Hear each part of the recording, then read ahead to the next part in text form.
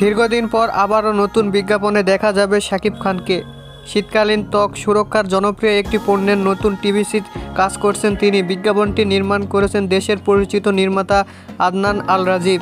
গত 2 দিনের রাজধানীতে এই বিজ্ঞাপনের শুটিং সম্পন্ন হয়েছে। শিগগিরই এই টেলিভিশন ও বিভিন্ন সোশ্যাল মিডিয়া প্ল্যাটফর্মে প্রচারে আসবে বলে জানা গেছে।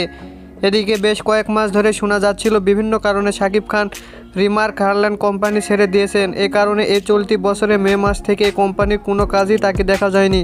অবশেষে শাকিব খানের রিমার্ক হারল্যান্ড ছেড়ে দেওয়ার গুঞ্জন সত্যি হলো।